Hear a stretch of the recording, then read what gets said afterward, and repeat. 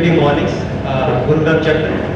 So as you know, Creative Mornings is a pre-breakfast series and it has presence all over the world, around 170 cities. Creative Morning is happening. In India it is happening in Bangalore, Mumbai, and now it is happening in Gurugram. So Creative Mornings Gurugram chapter made possible by two of our sponsors, Sapient Reservation and 91 Springboard. So all over the world, Creative Mornings at headquarters is supported by three sponsors, MailChimp, Wix.com and Shutterstock. So this month's speaker is Dinesh Khanna. Most of you might be knowing him, but still I will try to introduce himself. So in the early years of his career, Dinesh sold calculators in Chowdi Bazaar. He took a client servicing executive role in advertising industry as well. He worked there for 12 years. Then he got burnt out.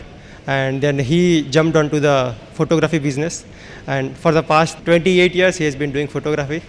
So there are many more things to learn from him. Good morning, Namaskar. Thank you very much for being here.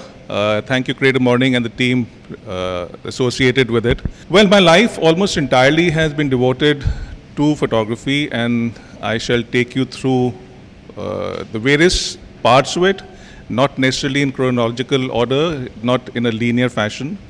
I would imagine a lot of you here are from the IT business and do work in a linear fashion, believe in logic, point A to point B to point C. वो हमसे ना होगा, वो हमसे हुआ भी नहीं. Which is why when I was told the subject is serendipity, I thought that was a very delightful thing and something which is really close to my heart. That's the unpleasant part of transformation.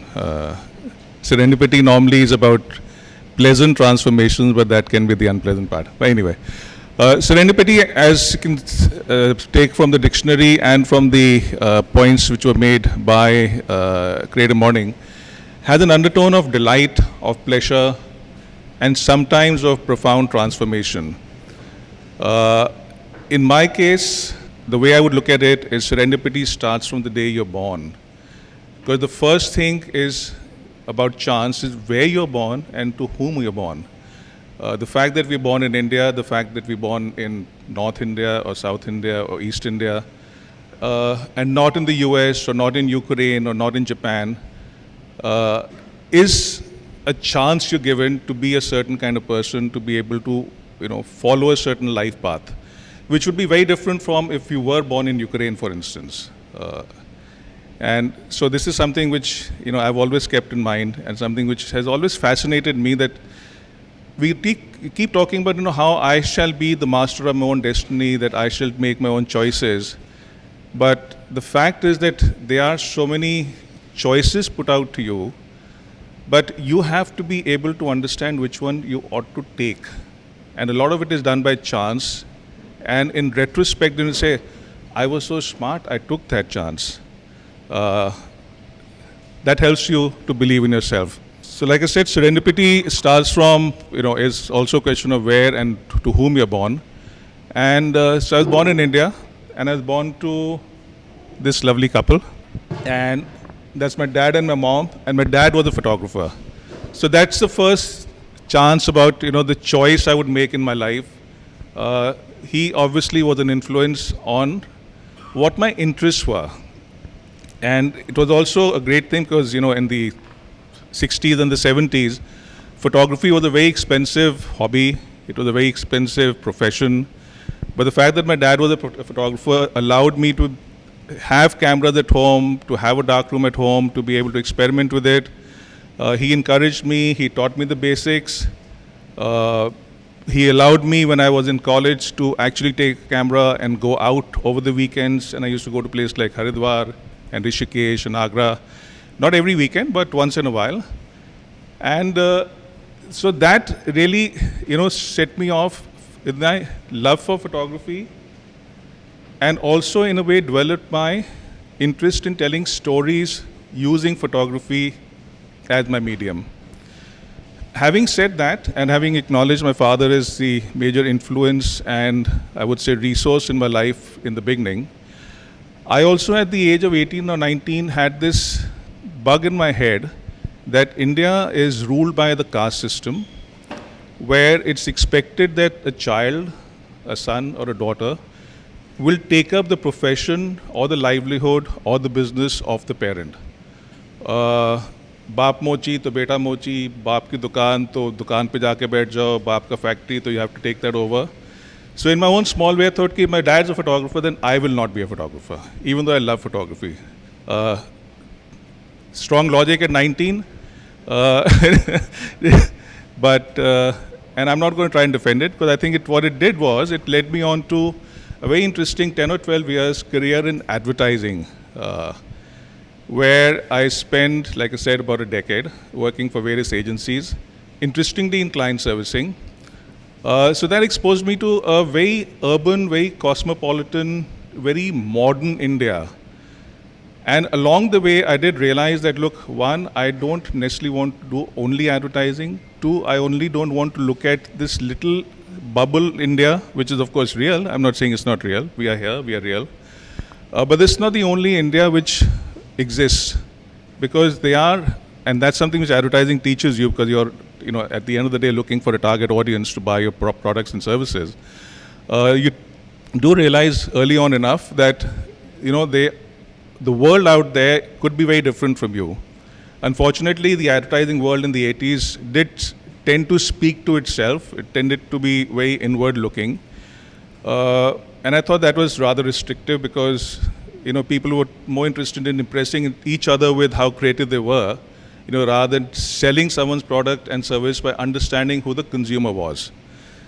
That was one part of it. The other was, I also realized that I was not getting enough time to do my first love, which is photography. Advertising, as you know, is a very high-pressure job. And I, unfortunately for me, grew pretty fast and became a branch manager of a very well-known agency in a matter of about 8 years. And I was the manager of that branch for about 5 years. And then I said, ki ye bas ho gaya, and I need to see if I can get back to photography and do that. So in 1990, I quit advertising and I took up photography. Of course, the interesting thing was the only thing I knew how to shoot was, sadhus in Rishikesh or, charsis in Haridwar. But I wanted to be a commercial photographer, and I had absolutely no training whatsoever in how to, shoot in a studio, to use lights, to use meters, all of that. So anyway, one started small, and fortunately, because I'd been in advertising, I had, friends who gave me little assignments, and I took on assignments of the kind which I could learn from, so that, I don't make a fool of myself by saying, okay, I'll do it, but then I don't have a clue how to do it. There were some mishaps like that, but by and large, I kept that in control. About a year into being a commercial photographer, of course, I also realized that photography for me is not just a means of making a living. It can't be. Anything you do cannot only be a means of living. Photography also for me is a language and a medium of expression. It's my way of, one, exploring the world around me, two, of my expressing my expression about the world which I get to see. And like I said, I've been traveling, from the time I was in college, and I was very aware of the fact that there are many more Indias which I would like to explore. So what I started doing is that whenever I had some money, which was not too much, or I had the time, which I had a lot of, because there weren't so many assignments, I would take off, whether it was for 2 days, whether it was for a week, whether it was at a time, I had this Maruti 800, I went off for a month and a half with my 2 cameras and drove around Rajasthan. And so over a period of the next about 10 years, so from 1991 till about 2000, while working in commercial field, while doing food photography and portraiture and interiors, I also took time off to travel around the country. And in about 1996, I had an exhibition, a solo exhibition in Bombay, which again a very good friend of photographer of mine called Prabhuda Das Gupta, he pushed me into doing a solo exhibition. The first one was in Bombay, then the second one happened at the ISC in Delhi.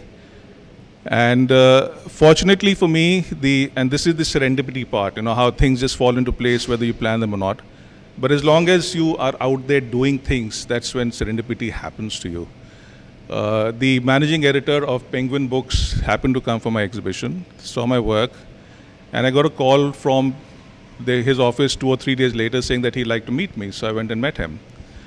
And he said, listen, I really like what you've been doing, the kind of work you've shown. And would you like to publish a photo book? So I looked at him, I said, listen, what a weird question to ask a photographer. That's like a life dream for a photographer to have your own solo book. So he said, well, great. So then we, anyway, discussed it, and what kind of book it could be, what the subjects could be. So I told him, look, I've been traveling for the last 10, 12 years around the country, and there's a hell of a lot of thousands of slides, and that was the time when I was shooting on film, which are already there. So maybe I'll look at that archive and see if there's any strong theme which can be turned into a book. So that's what I did over the next few months, looked at all the work I had, and found that there were two very strong themes, one called the Bazaar, and the other, which is about faith and spirituality in India. And this is when I realized I'd been shooting almost, as a matter of personal obsession. And when I thought of it, it's something which, one realized that this is how life is lived in India, in its gullies, in its kuchas, in its melas, It's all out there, it's all out in the open. And two of the things which Indians really indulge in is faith publicly, unlike, say, in the West, where it's normally done inside a church or a mosque. Or it is the bazaar, where commerce is, rampant, whether it's on our footpaths, whether it's in the streets, whether it's on, all kinds of markets. So that's what I've been photographing. This is in Rishikesh. And as you see, I hope, what the point I was trying to elaborate about, the individual's faith, the individual's own communion with their own God, is what I was trying to capture photographically. We always, India is full of rituals, is full of superstitions, is full of beliefs. And the more educated and supposedly modern you become, the more you think you should make fun of these beliefs. I question that because one, this entire thing of freedom of expression, if someone else believes in something, who are you to question that? One, try and understand it. Disagree, fine, that's cool. But I thought, something like this, which is called a nazar battu, is really interesting.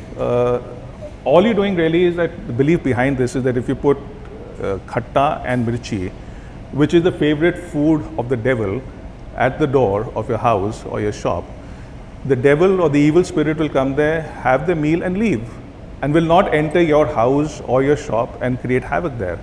तो boss क्या problem है यार, लगा दो एक, and कोई लगाता है तो क्यों मजाक उड़ाते हो उनको, because that person is happy believing that, whether it's true or not, how does it really matter?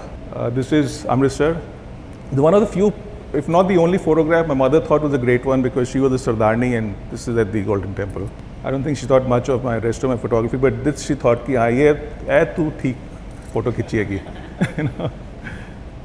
All right, so like I said, I love engaging with what's the world around me. I love looking at people. I love looking at how people engage with each other, how they engage with the environment, and it's this collection of experiences, of visuals, of engagements, which one keeps collecting in the hard disk of one's own memory and in the software of one's own sensibility. That's the way I really see it, that if you have enough memories, then you will be open to serendipity when it happens to you. Having traveled so much around India, I saw how India lives, how India's people live, what they do, how they interact. And therefore, the books like Bazaar and Living with Faith were born. And based on that, I was getting work even from advertising, which normally is, like I said, more urban and more cosmopolitan. But at times work which had to do with what I call the real India, which is not to say that this is not real, but there is a larger mass of India which is out there. And I was called upon by the Ministry of Tourism about 10, 12 years ago to do a campaign on the Taj for the Incredible India campaign. And the idea they had was that it was the 350th anniversary of the Taj, and they wanted to do a big campaign to show internationally. So when I was called in for the briefing, I said, look, I'd love to do it, but I don't want to shoot the Taj as this one beautiful mausoleum of love, made with marble and all that stuff. If we can somehow bring in the color and the activity of India, then I would be interested in doing it. And that is the reason why they had called on me anyway. So this is the campaign which I ended up doing. I called it this kind of photography, State Street, because the learning is from the street, The learning is from what happens in the street, what I've experienced. But when you're doing a commercial assignment, you need to stage that, because after all, you need to do that within a period of a week or a few days or whatever it is. But essentially to try and make it look as real as possible. So, one had seen as one travels, this is what happens next to rivers anywhere you go in the country. Women wash clothes, wash their saris and dry them right there. So that's one. This was a series of about 12 different pictures of situations which are real but weren't necessarily happening then. So that's why we had to stage them. And I just wanted to, like I said, use the Taj as one of the ingredients of this larger picture of India, and not just as this, overbearing and very imposing,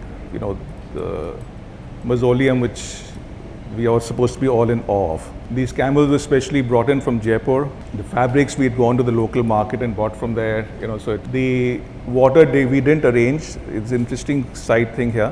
When we gone to do a recce of this area, it was in the month of about July, when the river was just like a little nala running at the back of the Taj.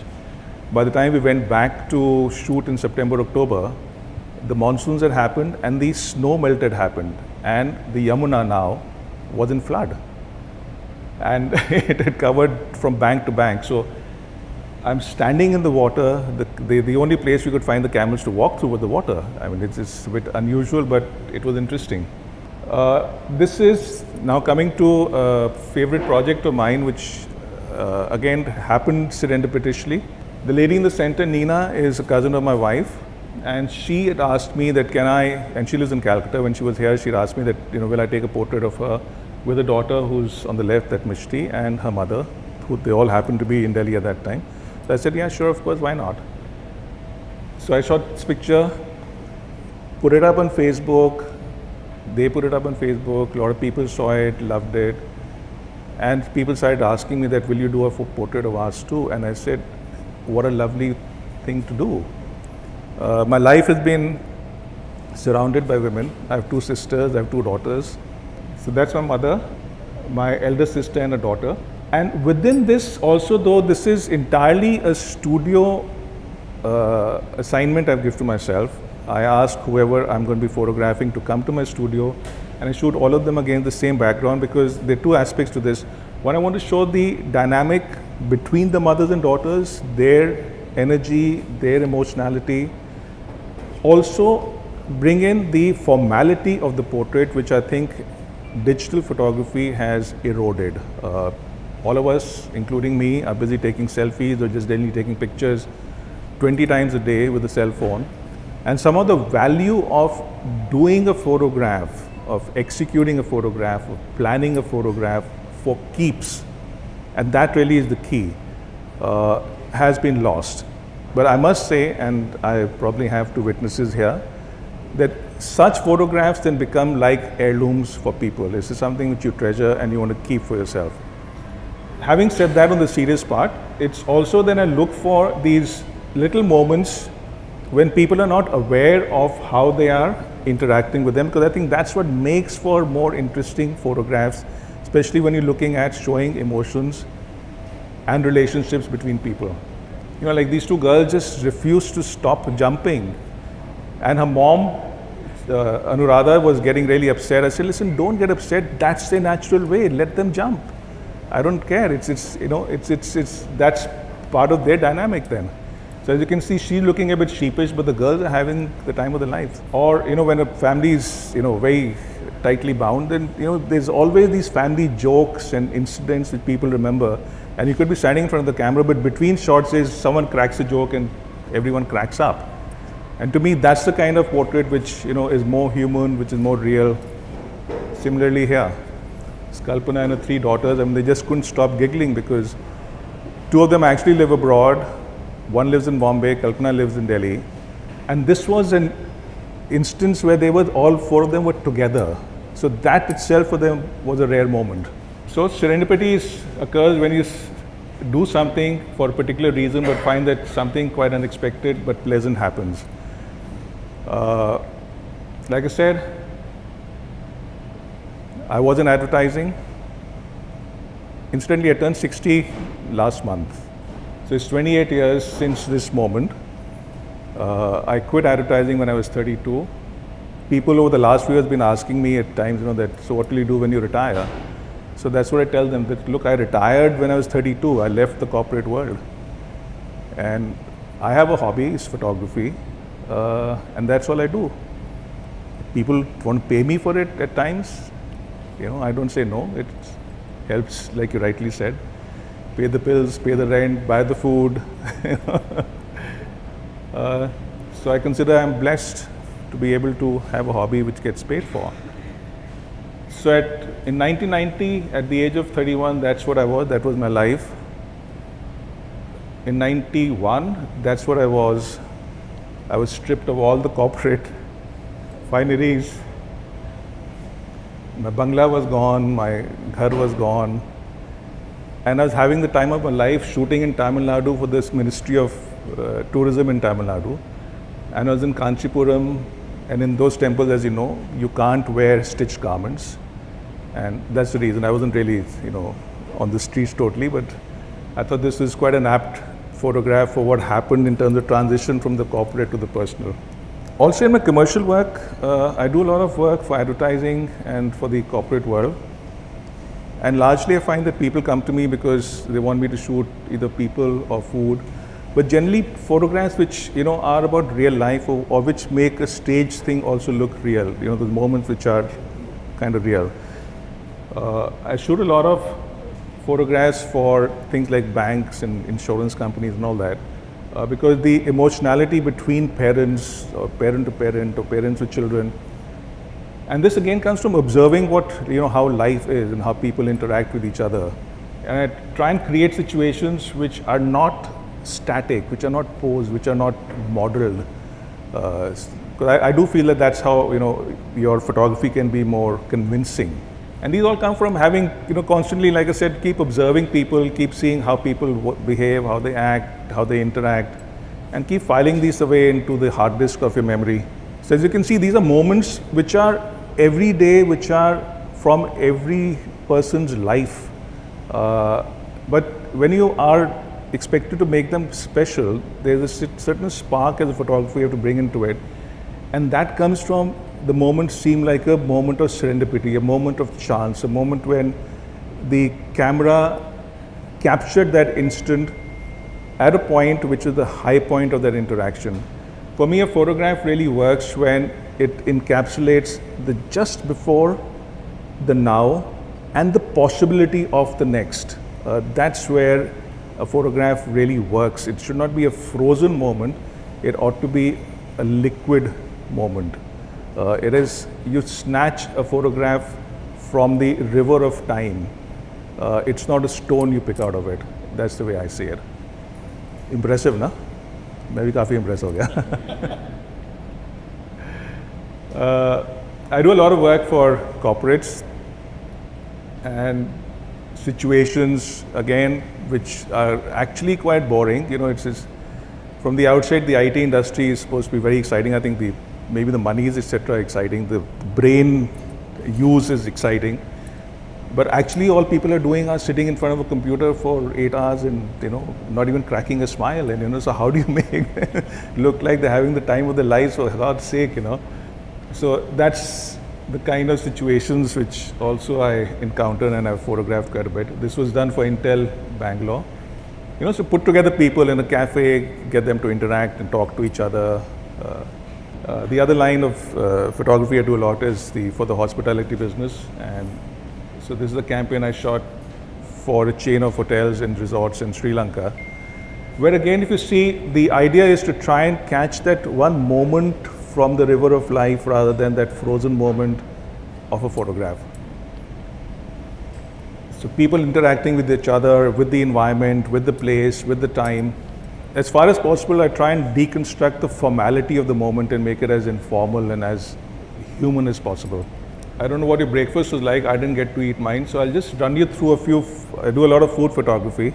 So here are some rather delectable images. I love doing this. I love the texture and the color and the form of ingredients of food, to be able to play with them, to put them together. And yet, as you can see, there is a sense of I don't want to make it too formal, where there's things which are kind of, falling off the side of the plate. Or here the tiramisu, which, you would normally not show it tipped over like this and having, dripped out of the glass. But I like doing that. Unfortunately, I get clients who think, "Arey, why ye to idea acha hai." I love shooting beautiful things. I like to make things beautiful. I don't think the world is as bad as it's made out to be. I think, today's media, newspapers, television is somehow hell-bent on making us believe, and probably makes us believe that ki boss scene hi khatam ho gaya. It's all falling apart and it's not going to go anywhere. This is it, we are done. We are living in such a bad world, we are such bad people, we are so bad to each other कि अब बंदी कर दो और घर चलो और छोड़ दो. I don't think that's true. And really, if you travel enough, if you meet enough people, go to enough places, Mara, don't smile. This is not for you. That's my daughter, and she thinks of me as a bad influence in life and constantly wants to travel too. But that's how you find that, the world is not in such a bad shape. The world is not such a bad place. People are not bad people. Go out, meet them, interact with them, and you'll find that it actually is a glorious world. Having said that, I also look at India as my drawing board, as my canvas, as my inspiration. And one of the most intriguing thing about India, like I said, there are many Indias which, live concurrently, cheek by cheek, right there, right now, which therefore leads to a lot of ironies, leads to a lot of contradictions. And so there was this photo column I did for a magazine called First City for about 5 years, and it's a monthly column, so I ended up doing about 60 ironical photographs for them. Some of them are here. And these are, some of them at least are social statements or political statements. Like, for instance, a lot of you would be familiar with the Ames crossing, where this, I believe at the cost of about 6 or 7 crores, the sculpture has been put up there. But the people who put it up are the people who, at that time, because this was being set up then, didn't even have a proper place to sleep. So you can spend 6 crores putting up a sculpture like that, but you can't even provide proper place to sleep for the people who are putting up this artwork for you. I mean, that is deplorable. We live in a country where 300 to 400 channels are beamed into any home on any part of this country, but we still have people who need to walk a couple of kilometers to get one bartan of water to their house. And that kind of contradiction is something which I don't think one should live with too long as a nation, but we do. Interestingly, like I said, there are many Indias who coexist. I was coming back from the Jaipur Literary Festival, driving down the Jaipur highway. It was still being built that time, just about 6-7 years ago. Of course, it's being built all the time. They don't stop building it, because then it won't be India, it might become something else. Like Gurgaon, you have to keep building and rebuilding. And modern transport on the right, and what could be a way of life on the left, which is the nomadic people who go around from, virtually from field to field, because they look for grazing ground for their sheep or for their cattle. And they've been doing that for centuries. And it happens at the same time. We've taken to plastic like it was something we were born to. But at the same time, fortunately, there is still earthenware, which is definitely more, if not entirely, environment friendly. Does coexist. I love shooting with my cell phone camera. Within the photography world, of course, there's always this question about, is that really good photography? Should a good photographer be using a cell phone camera? For heaven's sake, it's not about the instrument, it's about your mind, it's about your eyes, it's about what you want to say. The instrument is just the recorder which you use to grab what you would want to. And I really love the immediacy with which one can use the camera in the phone, because the phone is always with you. One. Two, also it is virtually invisible in use. People don't realize that they're being photographed, and it's a lot less obtrusive than, say, a DSLR or any other camera would be. There's a series I did which ran for a couple of years in my head. I tend to get obsessed with an idea and then follow it through for a while. There was a time when all I could do was see kursis all over. I probably was seeing more kursis in the world than I was seeing people. And it started with this particular picture. I was in Varanasi. I came out of my hotel in the morning to go to the Ghats. And I saw this strange sight of this, what was obviously a beautiful chair at once upon a time, already now falling apart because it is old. These flowers had fallen on it like it was some kind of last rites. Yet, if you notice, it's chained to the wall and is still dear to someone. So it's this kind of contradictions, it's this kind of layering within a story, which I find very interesting. And having photographed this, then I, this became a metaphor for me for how politics in India is, how the Aam Aadmi's kursi is just lying around, broken, uncared for, whereas our netas, when they find that one kursi in Lutyens, Delhi or in Parliament, hang on to it like, they are the monarchs of this country. So it's that contradiction which I was photographing really. And it gets so obsessive that my mom was in Fortis. She was fairly ill, seriously. But even then I could see kursis being used in a interesting way. Braked hard when I saw this guy, drove past him, braked, waited for him to come up so I could take his picture. So it becomes obsessive, it becomes part of your life, it becomes your way of seeing, and like I said, your way of expressing them. For me, color is a language, and I think color is very much a language in India. We are, of course, tending to lose out on it as we get more modern and more urbanized. I deliberately wore a blue kurta and not a black t-shirt, which I almost did, so that I could make this point. But unfortunately, we seem to believe that modernization means shedding the traditional, shedding the old. I think as a civilization, we need to have more confidence in the fact that look, these are our things. This has been ours. And if it's not harmful, and if it's not doing something wrong to another human being or to another part of society, then hold on to it, nurture it, grow it, evolve it, don't shed it. So some photographs on that.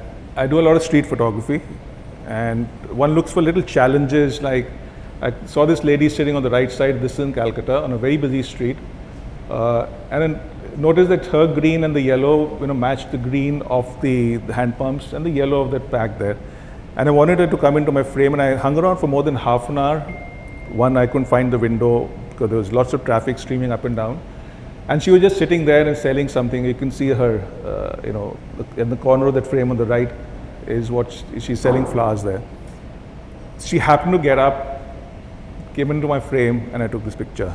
So for me, this is a moment of exaltation, something's been achieved. And this is the kind of color which we are so used to, and even if it's modern products, but there is a profusion of it. You just need to be sensitive to it being around. All right, I'm going to wind up with two projects which I've done recently. One, I was commissioned to work on a book on the President's Bodyguard, which I worked on for about 2 years. It was published last year. And the reason I'm showing this to you is this is one, and the other I've been working on a book on, and I call it a book now because it just might happen. Normally I've been calling it a project on Varanasi. So I'm going to show you pictures of both.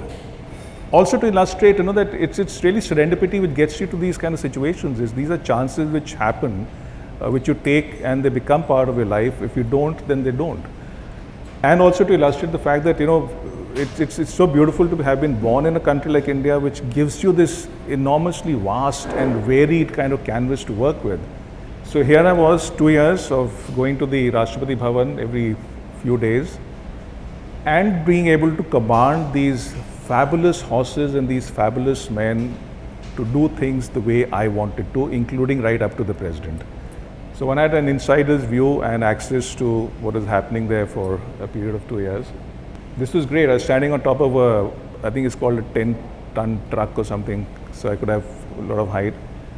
And I got the entire brigade to come up and down 5 or 6 times, and it's gives you this sense of power. Nahi, abhi theek nahi hua, can you just go back? And then you have these 50 horses being turned around on Rajpath and going back, and then coming back towards you. This was in Siachen. The president's bodyguard men are recruited for the bodyguard.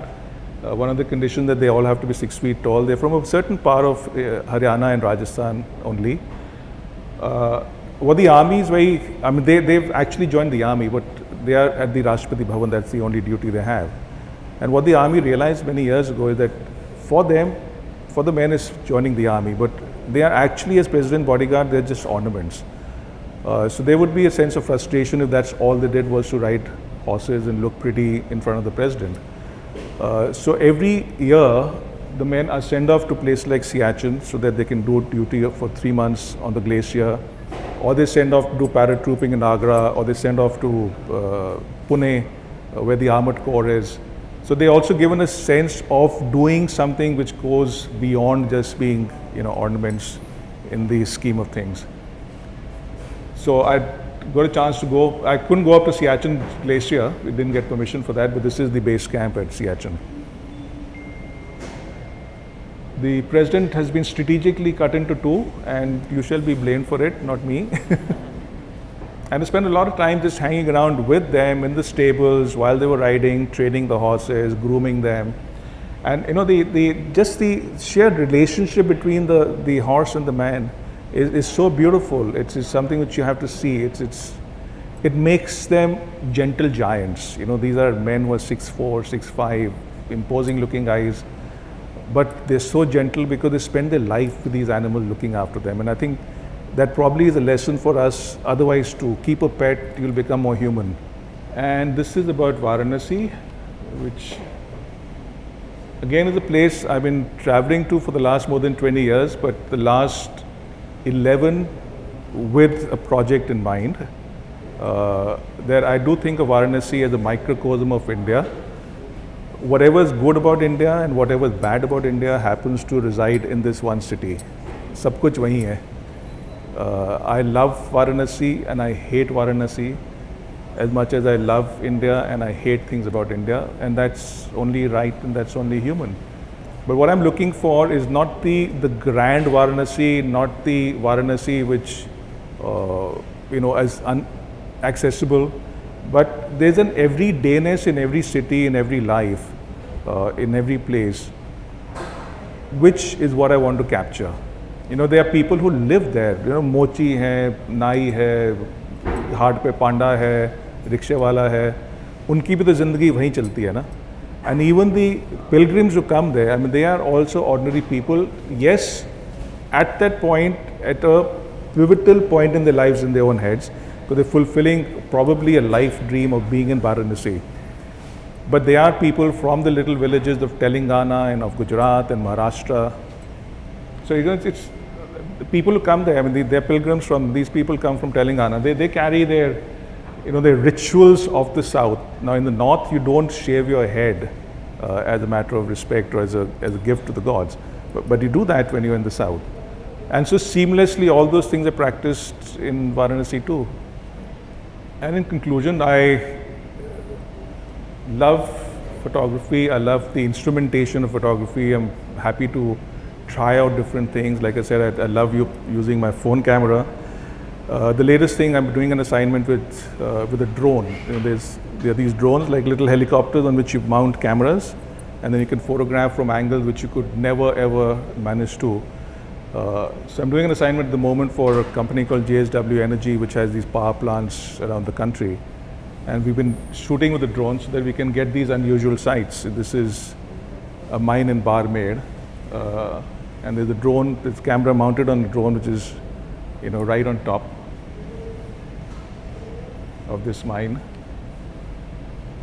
Or this power plant in Ratnagiri, which is on the coast. So there's a port in the background, there's a power plant there. And there's no way I could have got this composite picture if I was standing on the roadside or even standing on top of a car or something.